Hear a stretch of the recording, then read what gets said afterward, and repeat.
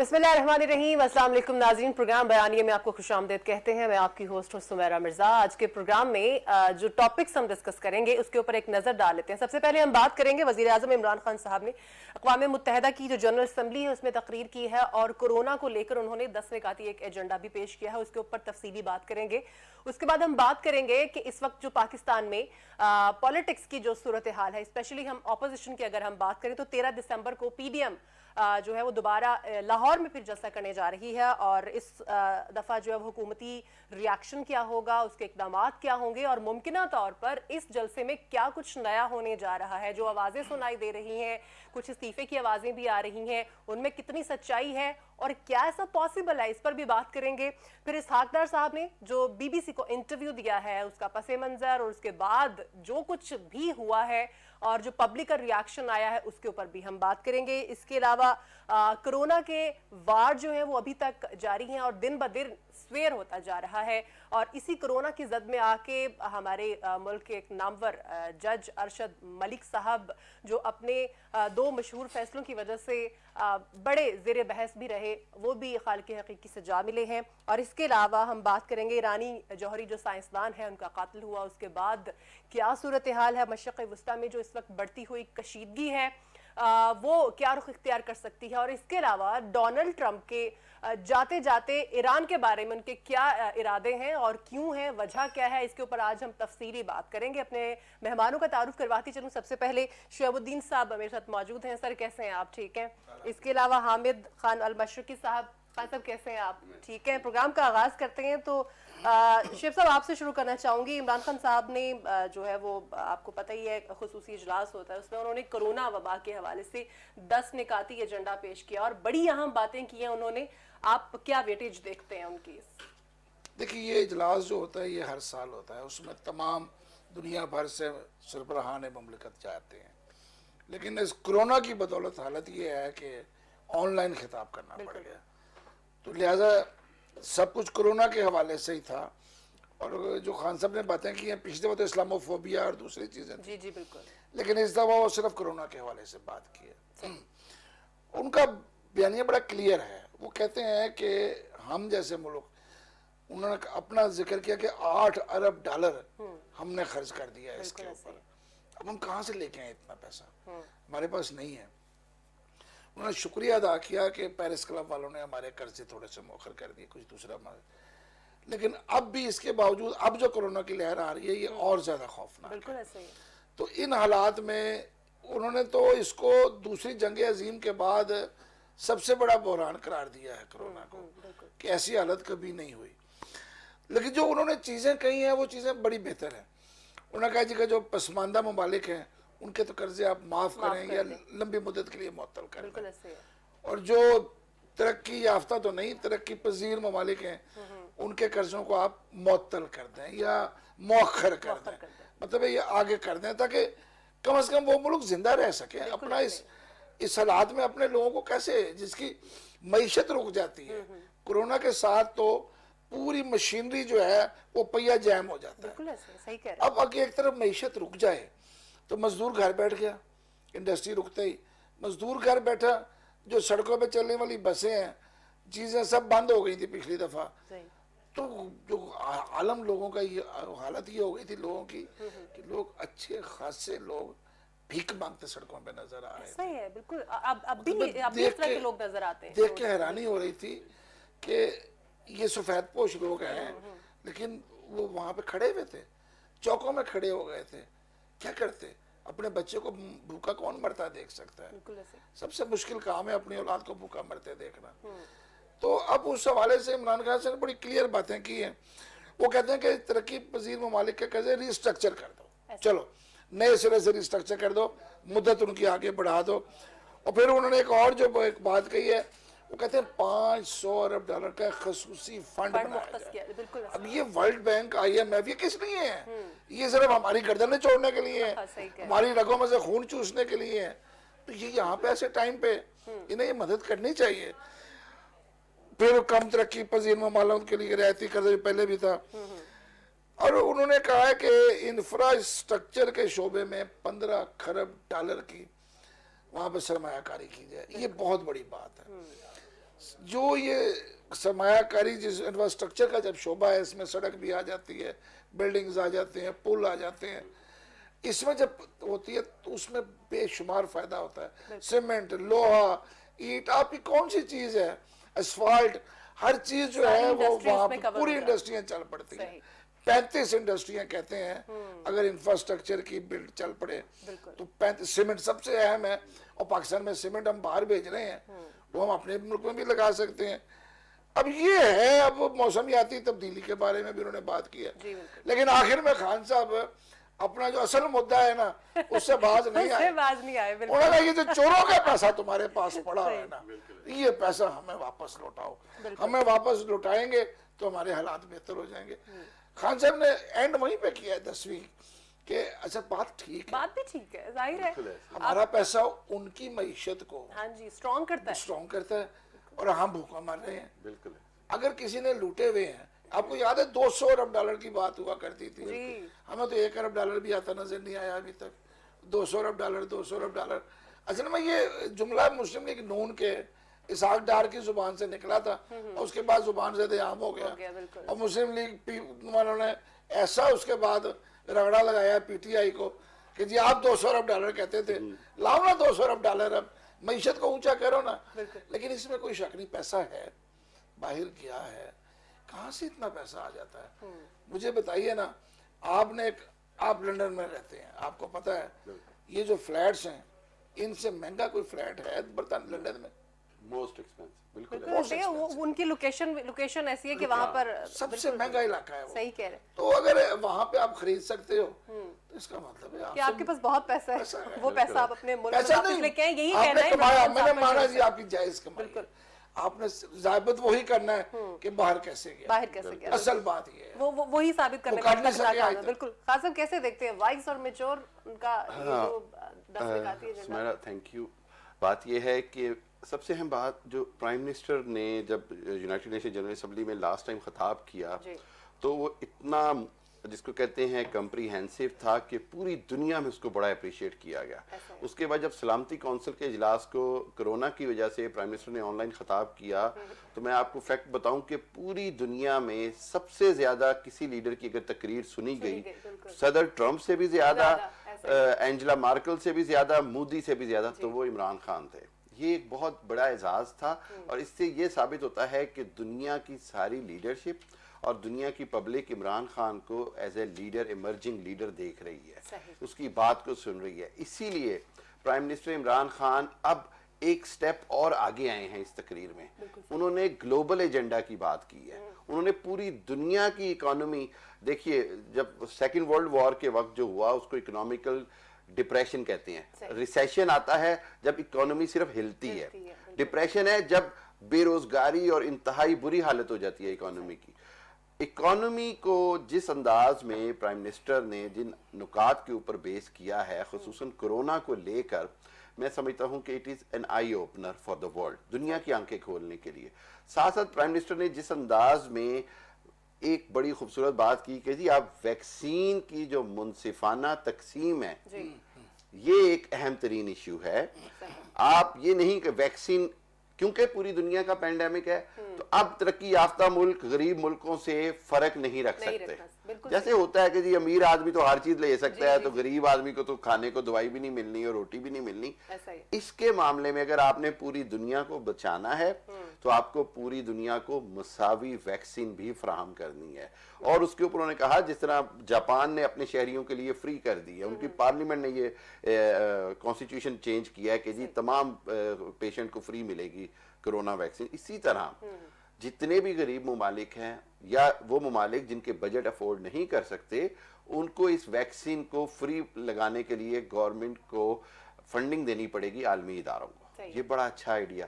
फिर उसके बाद उन्होंने एक और जो पॉइंट कहा प्राइम मिनिस्टर ने, वो जब वो बात करते हैं ना कि कर्जों को डिले करने की और माफ करने की, तो उसका एक ही मकसद है, वो ये चाहते हैं कि आप हम अगर हमारी अगर इकोनॉमीज डिप्रेशन में जाएंगी तो इवेंचुअली पूरी दुनिया पे असर पड़ेगा उसका। देखिए हमारी एक्सपोर्ट्स हैं, हमारी इंपोर्ट्स हैं, हमारी अरबों डॉलर की इंपोर्ट्स हैं। तो अगर हम खुद नीचे चले जाएंगे पाकिस्तान के अलावा तो इंपोर्ट नहीं करेंगे तो it will be effecting on the modern countries as well. So इस हवाले से प्राइम मिनिस्टर की तकरीर जो थी वो बहुत खूबसूरत थी, बड़ी अहम है।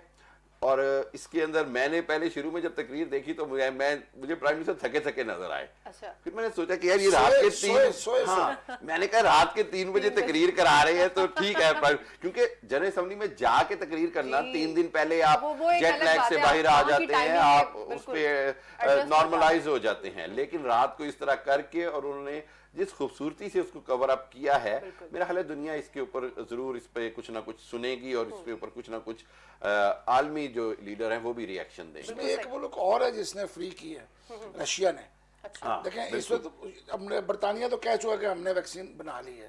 बिल्कुल। चाइना और रशिया जो है ये दोनों भी तकरीबन आखिरी मराहिल में है या इनकी बन चुकी है। बिल्कुल सही है। अगर ये 3 बड़े ममालिक इनकी वैक्सीन बन गई है, लेकिन मसला प्रॉब्लम वो सबसे पहले अपने बंदों को लगाएंगे, ऐसे ही होता है। लेकिन उसके बाद उनको ये समझाए कि भाई क्या पाकिस्तान से दाखिला बंद कर दोगे अपने मुल्क में? नहीं, उन्होंने ये करना सारी है, दुनिया से दाखिला ही बंद कर नहीं दोगे ना उसके फिर? अंदर जापान और दूसरे ममालिक ये कर रहे हैं कि वो जो एयरपोर्ट कंट्रोल है ना वो इमिग्रेशन के साथ एक वैक्सीन काउंटर बनाएंगे कि हर आने वाले को बिल्कुल वैक्सीन करके अंदर लेकिन जाएगा। इसका मतलब है वो क्या उसको भी मुफ्त होगी या पेड होगी? नहीं, वो उसको मुफ्त करेगा। जापान उसको मुफ्त टॉलरेट करने को तैयार है, लेकिन बाकी दुनिया तो नहीं लेकिन करेगी। यही वजीर आजम का मुश्किल जो काम है ये। आइडिया है कि इसकी कोई मुसावी सिस्टम बनाया जाए, ताकि सब- प्राइस कंट्रोल भी मुसावी की जाए। जैसे वो overall। पाकिस्तान में कोरोना टेस्ट की प्राइस और है, इंग्लैंड में एक फ्री होता है और अगर आप प्राइवेटली करवाना चाहे तो 150 पाउंड तक है, विच मीन 30,000 से ज्यादा। Exactly। और किट की प्राइस एक जैसी है पूरी दुनिया हम में। यहाँ पाकिस्तान में तो हम भरोसा भी नहीं करते ना किसी पे बिल्कुल। कि सही भी है कि नहीं है। ठीक है। ये बड़ा शेख मसला साहब, कोरोना की इस वक्त जो पाकिस्तान में सूरत हाल है और यही वैक्सीन पे हम जरा डिटेल में अब आगे जाके बात करेंगे। अभी हम डिस्कस कर लेते हैं इस वक्त जो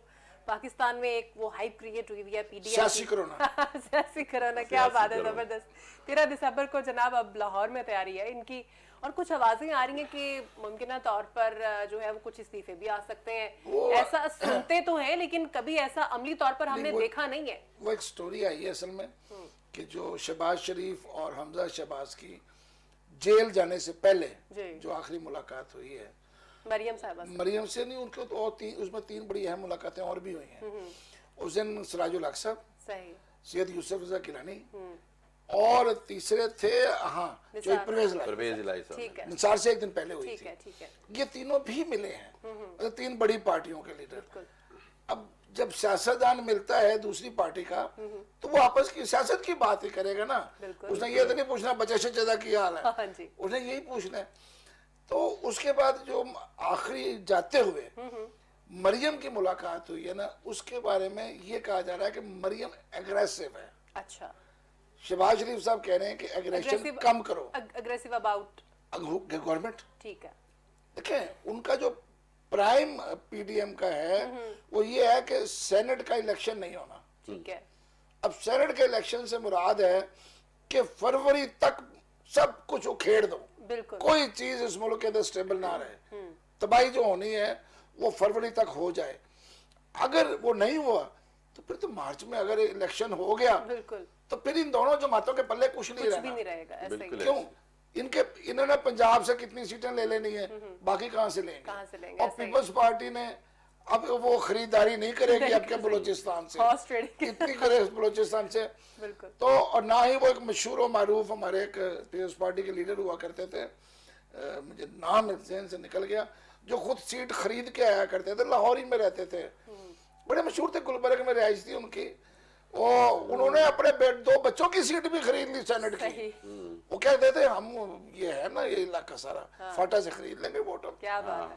तो आज वो लेकिन अब पूरे वो करते सूरत थे। हाल तो इस तरह वो पीपल्स पार्टी को वो वोट मिल जाएगा। अब इस दफा फाटा भी शामिल हो गया है केपी में, सही, तो वोट अब जब जिस तरह जा रहा है वो पीटीआई ऊपर जा रही है, बिल्कुल ऐसे ही है। पीटीआई ऊपर जाएगी, बाकी उसके इत्तेहादी साथ मिला के मुझे नहीं लगता कि वो 50+ हो जाएंगे, लेकिन उनको कौमी असेंबली और वहां पे उनको अक्सर इतना मिल जाएगा कि अपनी मर्जी की कानून साजी कर कर सकें। लें, बिल्कुल सही है। ये वो खौफ है जो अपोजिशन को डरा रहा है। सही है।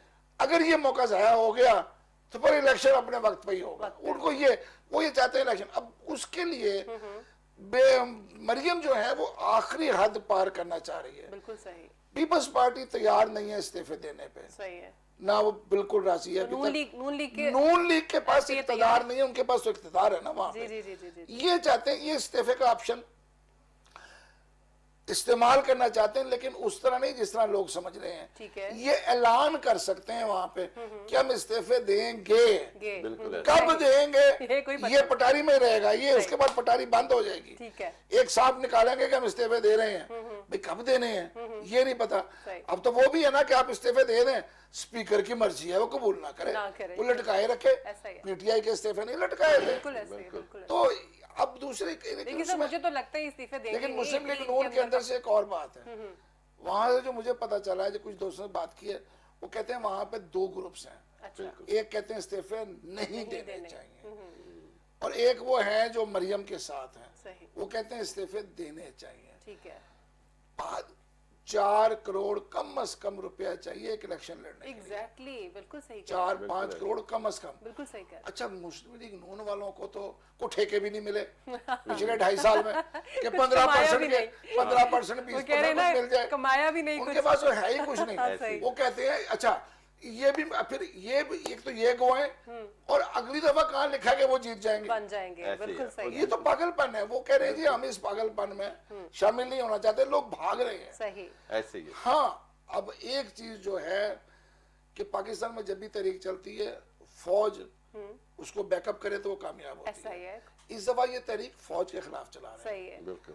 तो बड़े भाइयों का एक छोटा सा पैगाम आना है, तो ये जो पंजाब का इस्तीफा है ना, ये खत्म हो जाएगा। अच्छा खान साहब, आप जैसे शेख साहब ने कहा कि इस्तीफों की भी आवाज है, ये बात तो अपनी जगह। दूसरी बात ये कि जिस तरह से कहा जा रहा है कि जी अब ये जो होने जा रहा है, इसमें इस्तीफे आएंगे तो कुछ और सूरत हाल होगी, अगर सिर्फ अनाउंस किए जाएंगे तो कुछ और सूरत हाल होगी। ये जो मुलाकात हुई है, इसमें शहबाज शरीफ साहब ने कहा है मरियम को कि जरा हौला हाथ रखें ना, लेकिन क्या मरियम की ये जो वो इतनी हार्ड लाइन ले रही है, क्या जाहिर है अभी तो वो पॉलिटिक्स में इन हुई है, तो क्या इनके लिए नुकसानदेह नहीं होगा ये? असल में ना मरियम की पॉलिटिक्स की एंट्री ही हार्ड लाइन पे बेस कर रही है और सर्वाइवल भी। अच्छा। मरियम ने मतलब नवाज शरीफ साहब के दौर से ही वोट को इज्जत दो का जब नारा शुरू होता है तो उसको जो लेके चल रही थी ना, वो मरियम है। अच्छा, मरियम इस बात पे कन्विंस है, वो आप उसको उनकी ओवर कॉन्फिडेंस कह लें या इमेच्योरिटी कह लें, दोनों सूरतों में, कि जी हम शायद कोई हिस्ट्री बदल सकेंगे। देखिए पाकिस्तान की हिस्ट्री है, अगेन मैं हिस्ट्री की तरफ जाता हूं, कि कोई भी तहरीक हुकूमत उल्टाने के लिए कामयाब नहीं हुई। बिल्कुल ऐसे। हाँ, वो मुंतज एंड होता है तो मार्शल्ला पे हुई जो तहरीक निज़ाम मुस्तफ़ा थी, निफाज़ निज़ाम मुस्तफ़ा। उसके अलावा आप MRD की तहरीक देख लें, आप 88 के बाद का लॉन्ग मार्च देख लें, आप नवाज शरीफ के जलसे देख लें, आप उसके बाद बेनज़ीर का लॉन्ग मार्च देख, कहीं पर भी जलसों जुलूसों के साथ फौज चाहे न्यूट्रल भी रही है तब भी हुकूमतें नहीं गई। और यहाँ पर तो मामला ये है कि जब हुकूमत और फौज के दरमियान, मेरा ख्याल है मैंने अपनी जितनी भी जिंदगी में इतनी अच्छी अंडरस्टैंडिंग पहले कभी नहीं देखी। अच्छा, सही। ठीक है, जब वो दोनों एक ही पेज पे हैं, एक ही अंडरस्टैंडिंग पे हैं, तो अब तो वो कोई जिसको कहते हैं ना मिसअंडरस्टैंडिंग भी क्रिएट नहीं कर सकते बिटवीन गवर्नमेंट और वो। जैसे नवाज शरीफ के दौर में जनरल वहीद काकड़ और उनकी हो गई मिसअंडरस्टैंडिंग, उन्होंने सबको घर भेज दिया। उसके बाद उससे पहले जहांगीर करामत से पहले जो हुई वो भी इसी तरह देखें। तो इस वक्त जो सूरत हाल है वो मुख्तलिफ है, बहुत मुख्तलिफ है। मरियम बीबी को मेरा ख्याल ये है सॉफ्ट स्टैंड करना पड़ेगा। अच्छा। और मैं आपको थोड़ी सी इशारतन बात बता दूं कि उनको अभी लंदन से भी पैगाम आने वाला है, ये मैं आपको इशारतन बता। आपको नहीं लगता कि ये सारी गाइडलाइन उनको लंदन से ही मिल रही है? तो फिर अभी लंदन से ही अब पैगाम आने वाला है कि हाथ हौला करें, मामला तय होने की तरफ जा रहे हैं। नहीं, आप ये देखिए कि मकसद दोनों का एक है, मामला तय करेंगे। छोटे मियां साहब बड़े मियां साहब को भी यही बात समझाते हैं। बड़े मियां साहब फिर अब देख बात ये कि मरियम बीबी ने माननी बड़े मियां साहब की है। अच्छा, ये एक अटल हकीकत है, इसमें कोई दो राय नहीं। मियां शहबाज शरीफ साहब जितनी मर्जी कोशिश कर लें, हमजा शहबाज शरीफ जितनी मर्जी कोशिश कर लें, लाइन उन्होंने वही लेनी है जो उधर से जो लंदन से जो उनको मैसेज आने हैं। और मेरी इतलात के मुताबिक उनको लंदन से भी मैसेज आने वाला है अच्छा कि जी आप ऐलान तो करें, लेकिन देखें अभी ना मरियम ने दो चीजों पे कंसंट्रेट किया हुआ है, एक इमरान खान के खिलाफ, ठीक है एक फौज के खिलाफ। ठीक है उनको ये पैगाम आ जाना है कि जी आप इमरान खान के खिलाफ चाहे डबल कर दें जोर, उधर से खत्म कर उधर से कम कर दें। ठीक हो गया। और यही जो है आप देखिएगा कि 13 दिसंबर से पहले पहले इस तरह की चेंज हमें नजर आएगी। अच्छा हाँ, चले ये मैं देखते हैं आपको लाहौर अंदर की का बात जलसा बता दूर नहीं है। अच्छा इसहाक फिर तो साहब जलसे में पता चल जाएगा। मैं इसलिए कह रही हूं, मैं अंदर की बात आपको बता रहा हूँ, जलसा जलसा बता क्योंकि रहे हैं। लंदन से दिल्ली आ गई है। तब्दीली आएगी कि जो बयानिए की ट्रेन जो दो तीरों को दो जगह पे टारगेट कर रही थी, तीर आजमाई कर रही थी, वो अब एक तरफ चल पड़ेगी। बेक वक्त दो तरफ लड़ना वैसे ही मुश्किल हाँ, मुश्किल हो और फिर जाता है। दोनों एक तरफ- टाइम होता है, एक टाइम होता है, उसके बाद एक आदमी दो कश्तियों पाँव रख के लड़ रहा हो तो क्या बनेगा, बीच में जाएगा ना। एक टाइम होता है जब एक कश्ती पे सवार होना और पड़ता एक ऐसा बयानिया जिसके अंदर मतलब आपको उधर से भी सपोर्ट नहीं मिलनी है और पब्लिकली भी आपको सपोर्ट कम होती जा रही है, है। बिल्कुल सही। जबकि हुकूमत को तो आप जिस तरह मर्जी तनकीद का लेकिन निशाना एक चीज मैं आपको बताऊं, आप ठीक कह रहे हैं, लेकिन ये जो नवाज शरीफ का और बीबी का बयान है ना, मरियम का, ये बयानिया इंटरनेशनल जो पीछे Players माफियाज हैं, बैठे बिल्कुल ऐसे हैं, ही। ये उनका है। मैंने इसीलिए ये कहा कि हमारा नहीं लंदन है। से जब तक पैगाम नहीं आएगा, अमेरिका, इसराइल, सऊदी अरब, ये सारे हमसे नाराज हैं। सही। ये बयानिया नवाज शरीफ का उधर का है, बिल्कुल क्योंकि ऐसे वो नहीं चाहते कि हम चाइना के करीब जाएं, ऐसे ही है। बलूचिस्तान चाइना के चला इसीलिए तो जाए। इस बयानी को Greater उन्होंने मरियम के aspect थ्रू में लॉन्च जो किया। ये बिल्कुल बयानिया उनका है।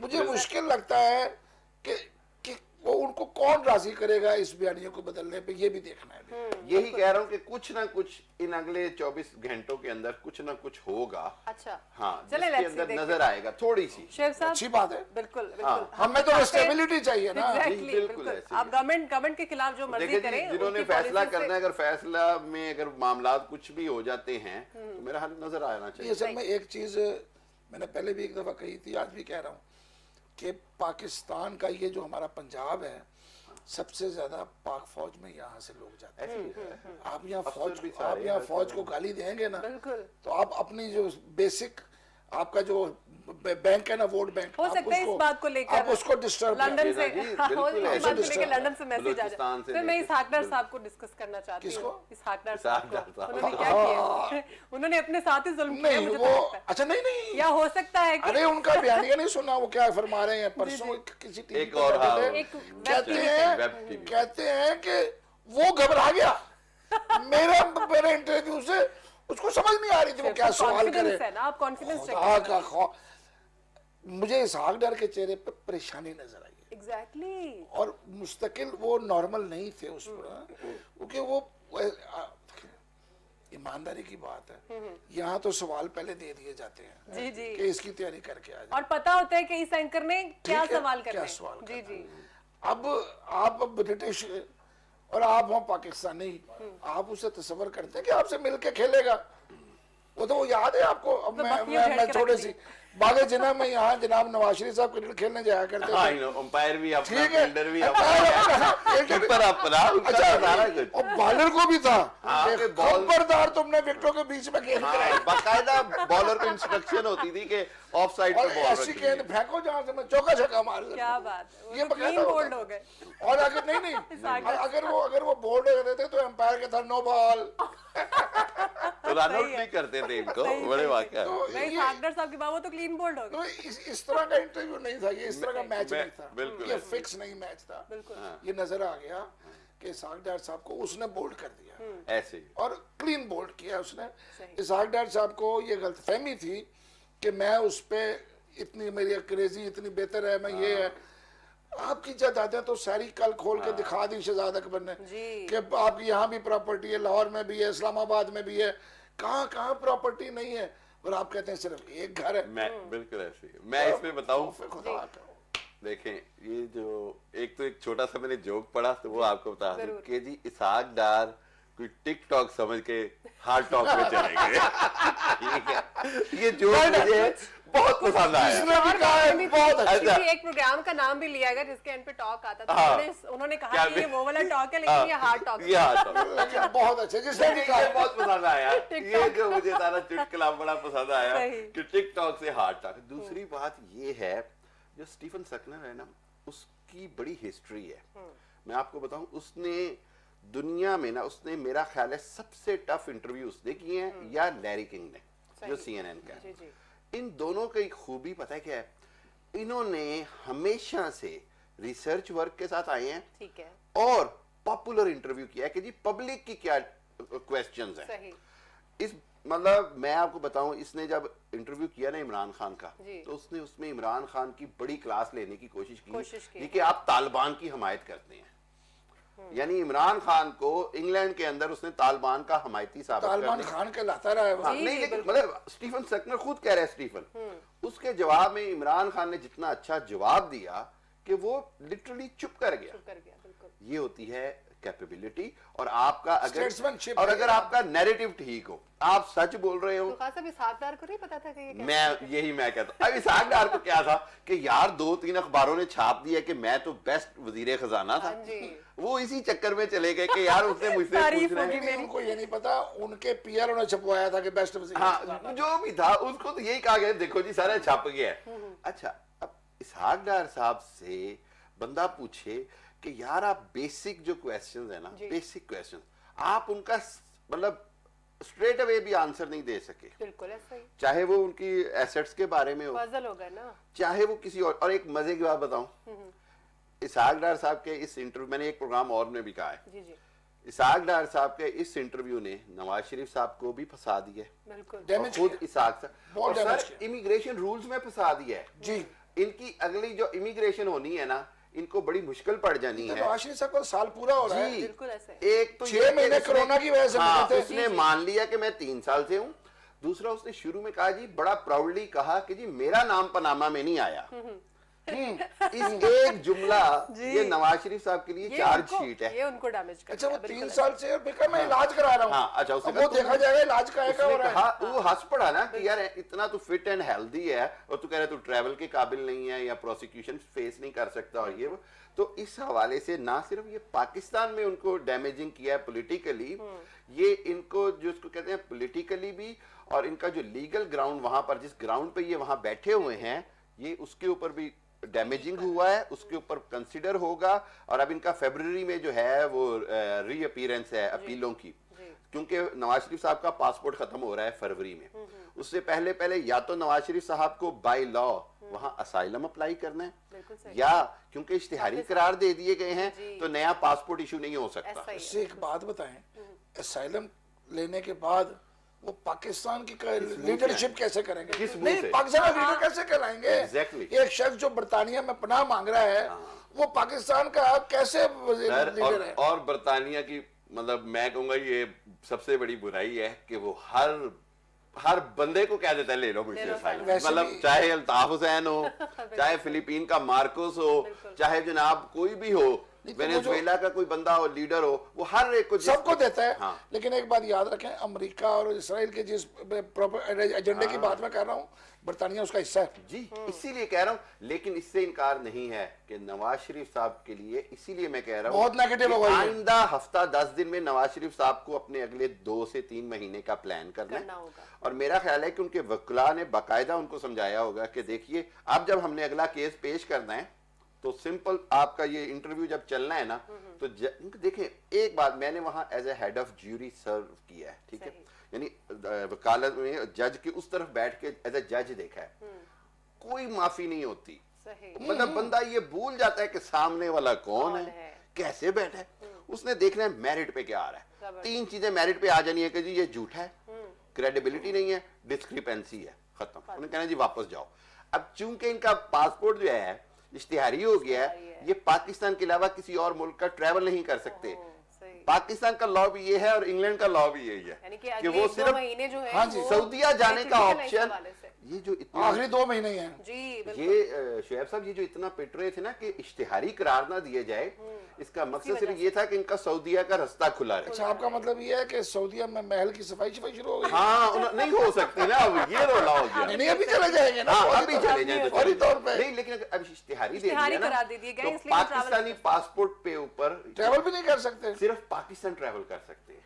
बड़ा मसला हो गया फिर तो। जी, और ये वो बातें हैं जो इनको वकील बताए। मैं तो मुफ्त में बता रहा हूँ ना, उधर मैंने कुछ लब रहा है। फिर तो इन्हें चाहिए सऊदी की नेशनैलिटी मांग लेंगे। हाँ, सिर्फ दो तरीके राइट थे। एक, क्वीन के पास एक डिस्क्रिशनरी राइट है जिसके तहत वो दे सकती है कि भाई मैं इसको एज ए डिस्क्रिशनरी राइट कर रही हूँ, और वो मलका को डायरेक्ट रिक्वेस्ट करे, जैसे पुराने दौरों में होता था, प्लीड करें। तो उसके अलावा कानूनी रास्ते वजीर आज़म नवाज शरीफ के लिए कम मुश्किल होते जाएंगे। ठीक है, बिल्कुल सही। सर, अब कोरोना की थोड़ी सी बात कर लेते हैं। उसकी वजह से आपको पता है आए रोज हम देख रहे हैं कि कोई ना कोई जो है वो एक नॉमिनेट जो पर्सनालिटीज हैं पेशावर के अपना चीफ जस्टिस का इंतकाल जी हुआ था। बिल्कुल। और अभी आपने सुबह अरशद मलिक साहब की बात की, उनकी भी डेथ हो इन्ना गई लिल्लाहि व है। इन्ना इलैहि राजिऊन। अच्छा, ये हम उस सबसे पहले जब हमने बात की है तो उसमें हमने देखा कि कोरोना की जो वैक्सीन है वो कहाँ तक पहुंची है, और उसके तो खैर हमने डिटेल में बात कर लिया। लेकिन यहाँ पर मैं ये डिस्कस करना चाहूंगी कि जब फर्स्ट वेव आई थी शेख साहब, उस वक्त बड़े ज्यादा लॉकडाउन कर दिए गए, स्कूल तो खैर बंद हुए ही, मार्केट्स बंद हो गई, मुकम्मल तौर पर हमने देखा सड़कें सुनसान हो गई, बाजार भी जो है वो बिल्कुल बेरौनक हो गए थे। लेकिन अब वो सूरत हाल नहीं है। गो के हमारी इकोनॉमी जो है वो इस चीज की मुतामिल नहीं है, लेकिन फिर भी अवाम या गवर्नमेंट को कुछ ऐसे स्टेप लेने चाहिए, क्योंकि लास्ट टाइम जो था वो भी लाखों में चली गई थी तादाद, और अब तो फिर क्या एक्सपेक्ट किया जाए? मुझे लग रहा है कि जो पिछली दफा का तजर्बा था ना जी, उसमें बड़ा मसला हुआ था कि हमारे यहाँ कोई, सबके पास घर में कोई रोटी तो नहीं है ना। कितने दिन की रोटी आप घर में करके बैठ के खा सकते हैं? 1 महीना, 1.5 महीना। और जो गरीब आदमी, जो मजदूर है, वो तो हैंड टू माउथ है। बिल्कुल। वो रोज निकलता है, जाके दिहाड़ी लेके आता है, और जिस दिन दिहाड़ी ना मिले उस दिन उसके घर में बाज़ार फाका भी हो जाता है। ऐसा ही है। अब वो शख्स कहाँ जाएगा? अगर आप बिल्कुल लॉकडाउन कर देंगे तो उस बंदे के लिए जीना मुश्किल हो जाएगा। यही पिछली दफा भी हुआ, तब गवर्नमेंट को पैसे देना पड़े थे, और वो बकायदा 3-3 हज़ार रुपए महीना। 3 हज़ार रुपए महीने से मुझे बताएं कोई घर चल सकता है? बिल्कुल नहीं। फिर आपने बिजली के बिल मौखर कर दिए, भाई ले तो लिए, बाद में कोई माफी तो नहीं दी थी ना उनको। या तो कम से कम आप ये करते हैं कि जिनका 300 यूनिट है या जिनका 200 यूनिट है, जो छोटे घर हैं, जिनके घर में लग्जरीज नहीं है, उनके माफी दे देते। ये भी नहीं किया आपने, तो उनको बिल तो देने पड़े। अब ये जो सूरत हाल आ रही है, ये उसी तरफ जा रही है कि क्या आप लॉकडाउन मुकम्मल करेंगे या नहीं। जून वाली हालत हो चुकी है। परसों 75 मरे थे, जी जी, कल 55, 55 बिल्कुल। ये कल के हैं। आज के तो अब सुबह पता चलेगा, रात तक जितनी तादाद इकट्ठी होगी। लेकिन सच्ची बात यह है कि अब इस वक्त पाकिस्तान में अब तक 8,260 अफराद जो है वो जा चुके हैं, और जो मुतासरीन की तादाद है वो 4,10,000 तक पहुंची है। अब ये कोई मामूली तादाद नहीं है। मैं मानता हूं कि इंडिया में जहां पर रोजाना 60-60 हज़ार केस डिटेक्ट हो रही है, हम उससे बहुत बेहतर है। लेकिन उनकी आबादी और हमारी आबादी का बहुत ज्यादा फर्क है। अमेरिका का बहुत बुरा हाल है, बरतानिया का बुरा हाल है, लेकिन उनके पास इतना पैसा है कि वो अपने उनके पास कदम जमा सकते हैं। अमेरिका मरता नहीं है भूखा। हमारे पास जो प्रॉब्लम है अरशद, अब उसमें कोई नजर नहीं। अब अरशद मलिक साहब जो हैं, इनके केस में मैंने एक बंदे से बात की थी, उसने कहा इसका नुकसान जो होगा ना वो भी नवाज शरीफ साहब को होगा। बिल्कुल सही। इनकी मौत का इनका केस चल रहा था, वो केस चलता रहता था, कुछ चीजें सामने आ जाती, ये वहां पे जाकर लड़ लेते कि हमने ये नहीं किया, वो नहीं किया, हमारा जिम्मेदारी। लेकिन उसका दूसरी तरफ ये है कि अरशद मलिक साहब जो हैं, उन्होंने ये भी माना था कि मुझे हुसैन वहां मिले, मुझे हुसैन सऊदी अरब में मिले, वो घर ले गए, पैसों की ऑफर की। अब अरशद मलिक के जो बयानात हैं और उसका जो फैसला है, मुझे एक बंदे ने कहा, बड़ा सीनियर वकील है, कहता जो अक्लमंद जज होता है ना वो फैसला देख के करता है। कहता अरशद मलिक समझदार आदमी था, उसने एक फैसला इनको माफी दे दी, एक फैसले में सजा सुना दी, यानी कि बैक वक्त 2 फैसले रख दिए। यानी कि अब अगर ये बैलेंस करा दिया ना करके, तो उनकी डेथ से जो है जाहिर है इनको उतना ज्यादा फायदा नहीं होगा जितना बज़ाहिर नजर आ रहा है। लेकिन वो वकील हैं, मैं उनके तजर्बे का नहीं मुकाबला कर सकता। मैं तो किसी से बात की है। बिल्कुल नहीं, मैं आपको बताऊं, इसके अंदर सबसे जो अफसोसनाक बात है ना वो ये कि इन हालात में, मतलब किसी हालात में भी किसी की जान जाए तो दुख होता है, लेकिन अरशद मलिक साहब का इस तरह कोरोना से दुनिया से चले जाना बहैसियत एक ट्रेजेडी है जी। और 7 दिन वो वेंटिलेटर पे रहे और मैं समझता हूँ कि उससे अंदाजा होता है कि वो कितने क्रिटिकल सिचुएशन से गुजरे। बात ये है कि जब उनको एक सजा सुना दी गई एज ए जज, उनको सस्पेंड कर दिया, सुप्रीम जुडिशियल काउंसिल ने उनको वहां से हटा दिया गया ओहदे से। इससे एक बात साबित हो गई थी और वो था मिसकंडक्ट, उनका मिसकंडक्ट। 1 साल से ये खामोश थे, एक बड़ी अहम बात है ये, उस तरह क्योंकि खामोश हो गए थे कि मैं अदालत में जाके बोलूंगा या जो भी स्टेटमेंट होगी। ठीक है। अब मेरा ख्याल ये है कि जब इनकी हियरिंग आएगी फॉर हिज, तो मेरा ये ख्याल है कि गवर्नमेंट भी इसको ज्यादा परसू नहीं करेगी। ठीक है। और मरियम नवाज या जो PMLN है वो भी इसको परसू नहीं करेगी। उसकी वजह ये है, हाँ मैं आपको बताऊं, एज ए जज आदमी क्या सोचता है, जिस तरफ उस जज का ट्रैक चल पड़ता है ना, फिर उसको उसी तरफ के एविडेंस ज्यादा बड़े वाजे नजर आते हैं। और ये कंफ्यूजिंग केस है कि जी अगर ऐसा होता, अब हर बात जो है उनके दुनिया से जाने के बाद इफ्स एंड बट्स पे चली गई, मुमकिनात पे चली गई। इस वजह से मैं ये समझता हूँ कि दोनों पार्टियां कोशिश करेंगी कि इनकी वफात से फायदा उठाने की कोशिश ना करें, बल्कि इस मामले को दबा दिया जाए और केस की जो अपीलें हैं उसको मेरिट पे फैसला लेने की कोशिश की जाए। बिल्कुल ठीक है सर, टाइम चूंकि कम है तो बड़ा एक अहम मामला उसको भी हम डिस्कस कर लेते हैं। ईरानी जो जौहरी साइंसदान है मोहसिन फखरीज़ादा, उनका कत्ल हुआ और फिर पाकिस्तान की तरफ से भी मज़म्मत की गई है उनकी। और उसके अलावा ईरान ने धमकी दी है कि अगर अमेरिका हमारे ऊपर हमला करेगा तो हम अरब अमारात पर हमला कर देंगे। तो ये इस वक्त जो सारी सिचुएशन चल रही है और इस सारे दौरानिये में जो ट्रम्प साहब के जो भी उनके नजर आ रहे हैं इरादे जाते जाते, उनको आप कैसे देखते हैं? मुझे जो समझ नहीं आ रही वो है कि मोहसिन फखरीज़ादे का मर्डर कैसे हो गया। जौहरी साइंसदान हमारे अब्दुल कदीर साहब थे, किसी की जरूरत नहीं थी, पाक फौज ने ऐसा घेरा रखा होता था, मतलब पाकिस्तान के अंदर धमाके हो रहे हैं, सब कुछ हो रहा है, तब दहशतगर्दी हो रही है, लेकिन अब्दुल कदीर खान के गिर्द को चिड़ी पर नहीं मार सकते। बिल्कुल ऐसे। मुझे समझ नहीं आई, ईरान बड़ा समझदार मुल्क है और उनका अंदर का जो सेटअप है वो वहाँ पे अच्छा, मतलब उन्हें सिक्योरिटी बेहतर है उनकी। ये कामयाब कैसे हो गए, मुझे बिल्कुल मैं इस पर बड़ा हैरान हूँ कि इसराइल, इसका मतलब है कि अंदर के किसी बंदों ने काम किया है, ये बाहर वाले नहीं आए। अंदर कोई इनका सिक्योरिटी लूप होल हुआ है कहीं पे, क्योंकि 7 में 6 मुहाफिज भी मारे गए हैं। पहले बम फेंका, फिर गोलियां की, मतलब यकीनी बनाई है कि बहुत यकीनी हो जाए। बहुत हद तक ये कह रहे हैं कि शायद ये ड्रोन या इस तरह की डिवाइस से किया गया है शायद, और जो बम का हमला है हो सकता है वो कोई चीज आई हिट हुई हो। और ईरान के अंदर से हर चीज निकलती भी नहीं है बाहर, ईरान अपनी मर्जी की खबर निकालता है, वो उस तरह नहीं निकल सकती वहां से। बिल्कुल ऐसे ही है। हमारे यहाँ नहीं है कि हर बंदा जाएगा और कैमरे से बनाएगा उसको लोड कर देगा, वो मुमकिन नहीं है। लेकिन ईरान ने एक चीज बड़ी क्लियर की है, उन्होंने इसराइल को इसका मुजरिम ठहराया, मुल्जिम नहीं मुजरिम। वो कहते हैं कि किया ही इसराइल ने है, बिल्कुल ऐसे ही, और हम इसका बदला लेंगे। सही।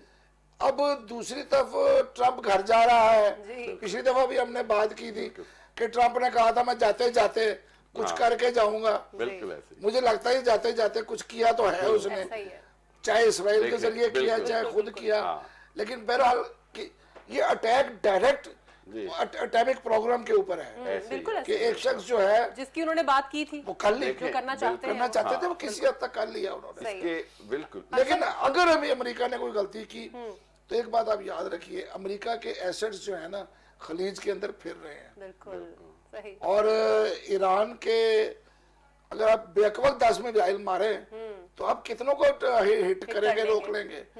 और बड़े करीब से है, खलीज इतनी बड़ी नहीं है, और ईरान की मिसाइल बोर्ड्स भी भागी फिरती हैं उनके। सर मेरे पास टाइम कम है, मैं इस पे आपका भी 1 मिनट का कमेंट देना चाहती हूँ। मैं ये कहूँगा कि आप ये जो सूरत हाल हुई है ना, इसके अंदर ईरान ने ये जो पॉइंट कहा है ना कि वो अमारात को टारगेट करेगा, ये वो उस बात का रिएक्शन है जो पिछले माह इमारात ने इसराइल को तस्लीम किया, और इसको बड़ा वाजे तौर पर इमारात की तरफ से ये ईरान की तरफ से ऐलान आ गया है कि अब तुम दुश्मनों की साफ में चले गए हो। देखें, अब पहले तो उनका एक कॉन्फ्लिक्ट था ही था कि वो सऊदी ग्रुप में था, ये ईरान शिया और सुन्नी का था, लेकिन इसराइल के साथ ताल्लुकात बनाने के बाद ये ईरान की तरफ से एक पैगाम चला गया कि आइंदा आने वाले दिनों में भी हम तुम्हें दुश्मन कंसीडर करेंगे। अरबी बेमुकाबला अजमी भी है। बिल्कुल सही है, बिल्कुल बिल्कुल। सही, और एक चीज जो है वो ये है कि मैं ये समझता हूं कि अंग्रेजी में इसको कहते हैं प्रोवोकेशन।